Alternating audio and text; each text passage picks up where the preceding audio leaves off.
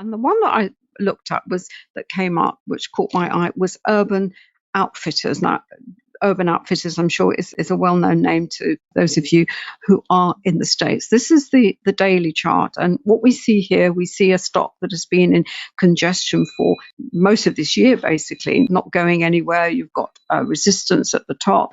You've got support. You've got a sort of support line there. You've got sort of higher highs. So you've got a sort of wedge pattern, possibly with looking to break higher. And it did actually break higher. I believe it broke higher just after the earnings. I don't think the earnings were terribly spectacular. And what I also like about FinViz is I do like to read the Twitter feed, because you do get some very interesting opinions from other traders and investors about this particular stock. Not that I'm suggesting you pay attention to them, but it's just interesting what they're actually saying. You've also got the latest sort of news on them.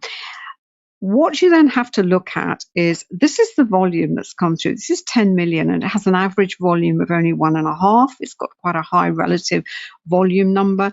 Then that's all looking very positive. Then I look at the volatility. Now, when I said earlier, all the screeners, this data they present, the way they calculate it, try and find out how it's calculated. With FinViz, their volatility, as I've wrote down here, you can look it up. I need to look it up it uses the average of the daily high, low, and it's the percentage range. But essentially what this number tells you is, if this number is very high, you've got a very volatile stock, in the sense that it will whiz high, but it can easily whiz lower as well. And what you want is consistency with momentum. We want momentum, but we want consistent momentum. We want an injection of volatility, but we don't want too much volatility. It gives you a little bit more of the background of the company, some metrics.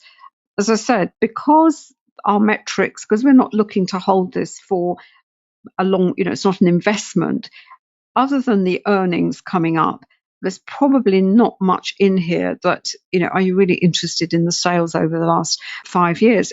To long-term investors, yeah, I mean, you're kind of riding on the coattails, if you like, of people who are maybe looking to move into this stock on a longer term basis, which is why I would suggest possibly looking at the weekly chart, because what the weekly chart will tell you is what is there ahead that you could possibly take advantage of. We can see here, this has been in heavy congestion, since last year, not going anywhere, pretty much reflecting what we saw on the daily chart. It's had a high. I don't know if that was the all-time high. Let me have a look on the monthly chart very quickly. Since 2011, yeah, it's 52. So it's some way away from its all-time high. But let's go back to the weekly chart and look at these interim highs. You can see here, you're talking $41. You're already over this high, the highs of these two candles, which was at 29. So going through there, you've got some decent support. You'll certainly get some decent support at 30. It's gone beyond 30. So those are the kinds of questions you need to ask yourself. First of all, does it meet your money management?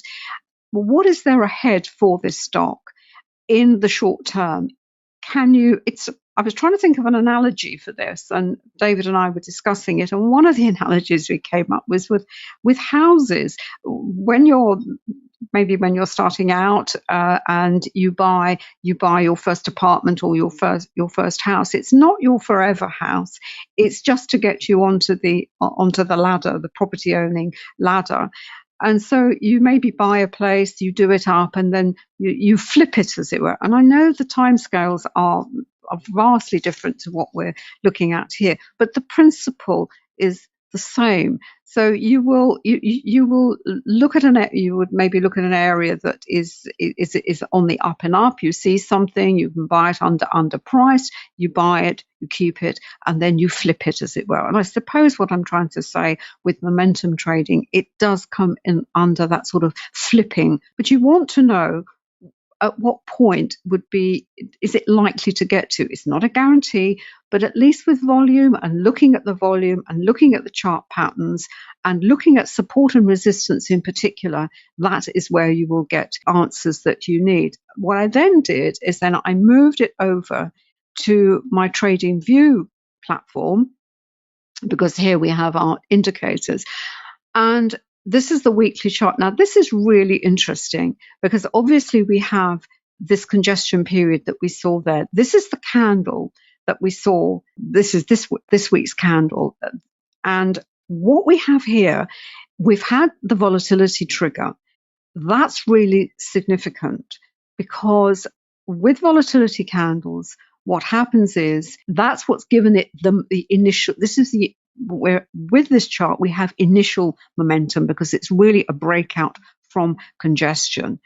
With volatility candles, the price is outside of the average true range, and what tends to happen is it will then retrace to within the spread of the candle. And what we have to then be aware of is the high and the low of this candle, because that of itself will also create key support and resistance areas.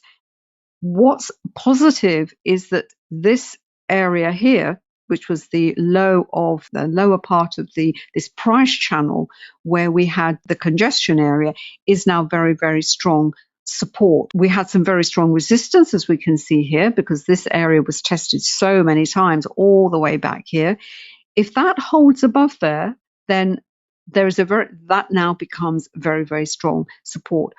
But because we've had the volatility, the momentum was also accompanied by volatility, that sort of has to die down a little bit before it carries on. And of course, we're going to have lots of volume as well. And in fact, with this one, I don't have the volume point of control. Let me just put it back there. And that's even more positive because you would expect to see the volume point of control at this congestion phase here. So just an interesting stock, originally picked from looking at momentum stocks, putting in some FinViz to see what the average volume is. This volume was way, way over the average for this particular stock. It's resulted in this volatility candle. Some interesting comments on FinViz about Urban Outfitters saying, how would anyone think of buying this stock? And I'm thinking, no. That's just your opinion. You really have to look at the chart. And finally, just to see where the potential it has if everything comes together.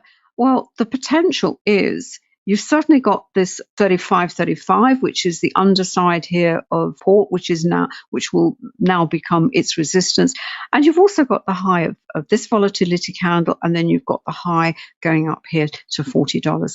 And certainly one that is worth watching, even if this is of no interest to you. Just keep an eye on it. Keep an eye on some of the stocks we come up with in these webinars. Just see how they play out.